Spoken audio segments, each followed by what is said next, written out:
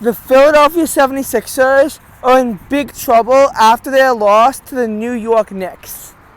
Big trouble. First of all, the 76ers are only a game ahead of the Indiana Pacers. And the Pacers swept the Sixers this year.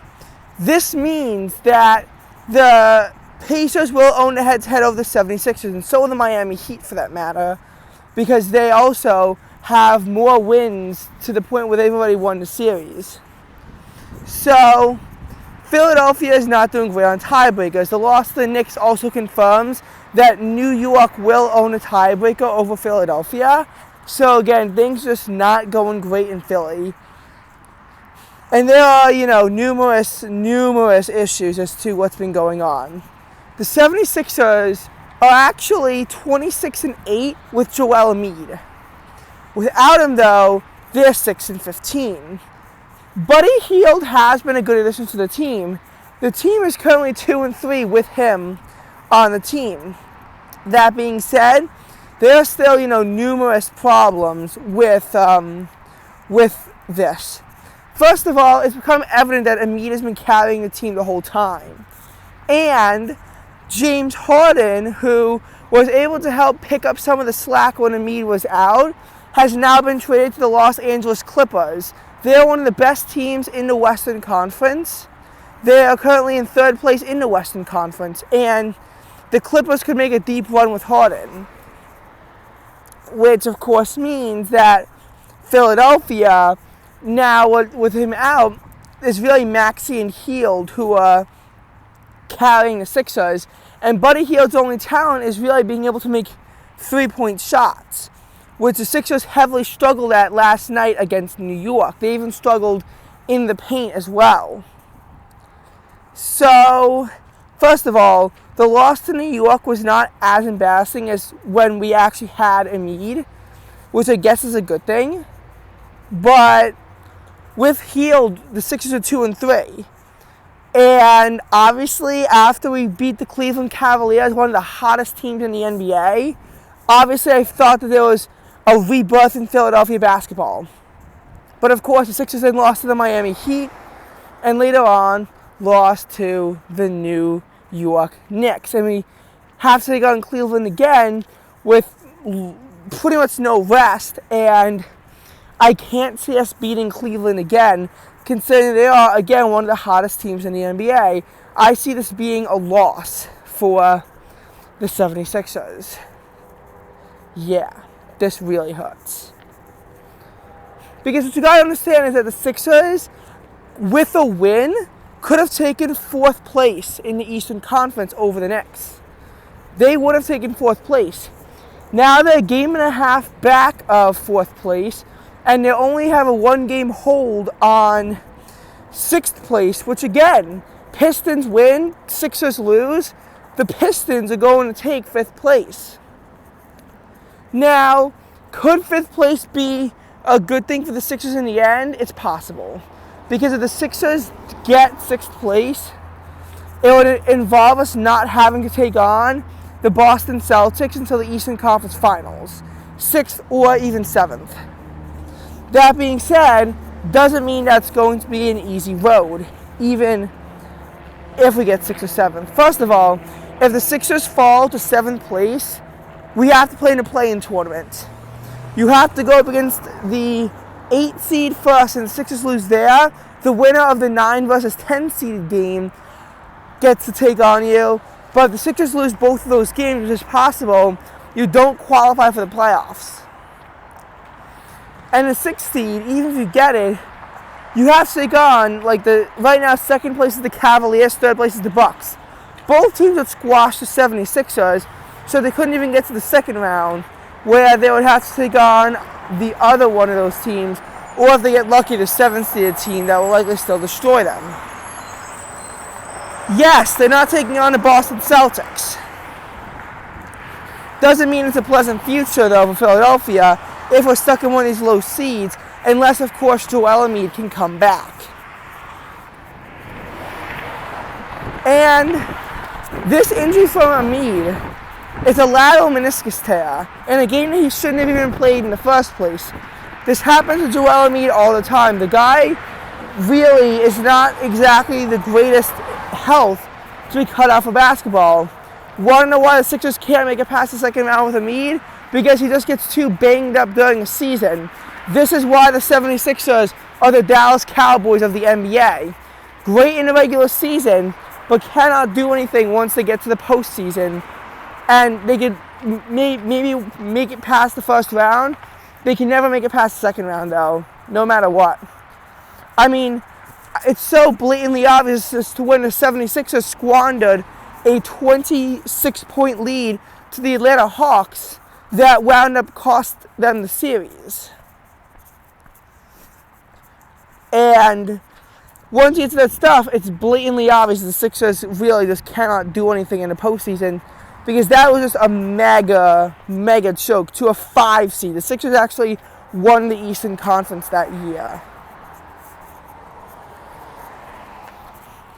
And I will say, to be fair, the Sixers, have never been like that as great of a team as the Cowboys in the regular season.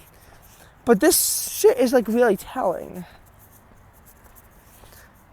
Now, in any case, do I think that the Sixers, how screwed do you think the Sixers are? How screwed do I think the 76ers are?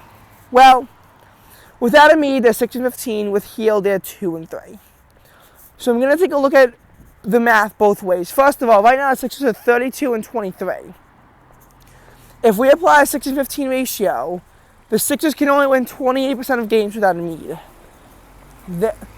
If you factor it in at, face value, then, yeah, it's scary. Because 28% of the 76ers remaining 27 games is about 7 or 8 wins. That would take it to 40 wins and 42 losses approximately.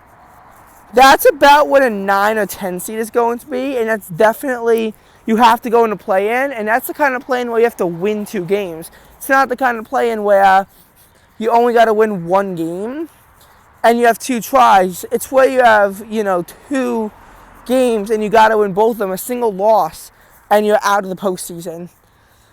That might be good enough for an 8 seed, but I highly doubt it with how the Magic and the Heat are doing. And it tends to be that there is a sharp cutoff between 8 and 9. And I could see us having quite a bit of wiggle room with the Chicago Bulls. But that's like the Bulls kind of bad. Again, things are going poorly in Philadelphia.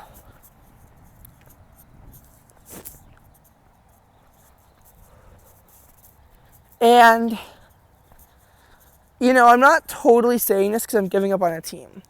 And Hield's 2-3. I know it's only a 40% win rate. But even if you apply that, there's only 27 games remaining. 55 of them already played.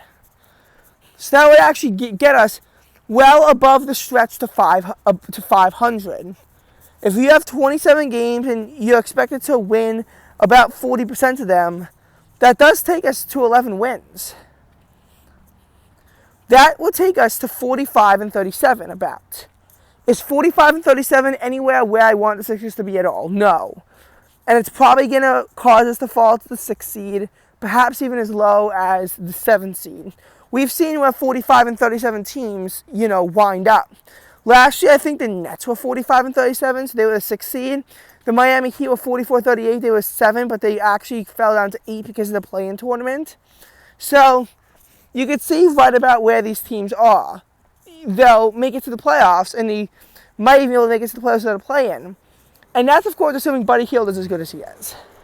Because there are, a lot of complicating factors behind this. You have to look. You have to look at the games because Embiid played in the Pacers and he got injured, and that was the first loss of 3. And obviously, you have Embiid's fateful game where he played against the Warriors when he really shouldn't have, and that's where he tore his lateral meniscus. And then the Sixers go out and beat the Utah Jazz, and they lost 8 out of 9. This was their sole win from starting when Embiid got injured in a loss against the Pacers. So after beating the Spurs, on January 22nd, they beat the Pacers on February 1st. And it wasn't until they beat the Wizards on in February 10th, I believe I want to say.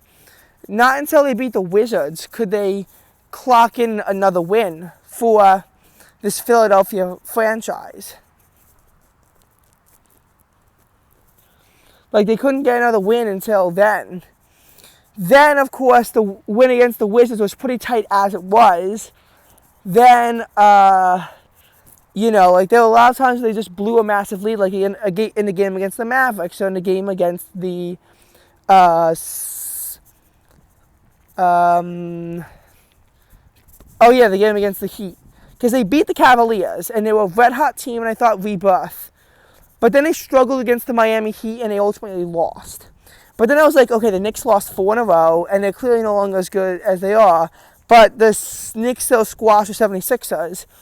Again, Tobias Harris, he gotta go. Because he is just the laziest player, and he cannot play NBA-level basketball. I don't know why we have him on our team. He just drags us down, and it's even more glaring without Joel Embiid. But the 76ers, they're really struggling, down the stretch. I mean, because, look at it. They take on the Cavaliers, then the Milwaukee Bucks, and then the Boston Celtics. Can I really trust the Sixers to win one of these games? Realistically, no. That's 32 and 26. That's only 6 games above 500. That could cause us to fall all the way down to 8th place. Like, it genuinely can. And there's really no reason to see how we could possibly counteract that. Maxey and Hield at their best, and we still lost to the Knicks. And if we lost to the Knicks, we won't be able to take on any of the challenges that come our way further on. Obviously, if you get seeds 1 through 4, you get to play an easier team. But you have to earn seeds 1 through 4, and that means you have to be able to play an entire season of NBA basketball. The Sixers at one point were 29 and 13, and since that point, they have gone 3 and 10, which of course leads us to the point where we are now. The Sixers were 3rd place in striking distance of 2nd, and instead of getting 2nd, they fell backwards. They're in 5th now. And they were once in a range where it was very hopeful that the Sixers could avoid taking on the Celtics. That might happen, but in the worst possible way, in the fact that the Sixers get a very low seed. And honestly, the Sixers could miss out on the playoffs altogether at this point. Like, they genuinely can miss out on the playoffs altogether. I think that they have a higher chance of missing out on the playoffs at this point than they do of getting the 2nd seed. Because what if Hield isn't the guy? What if the Sixers only regress from here? What if the Sixers finish at, say, 39 and 43? Having to play 2 play-in games on the road at the 10 seed and having to win both of them, highly unlikely to be successful.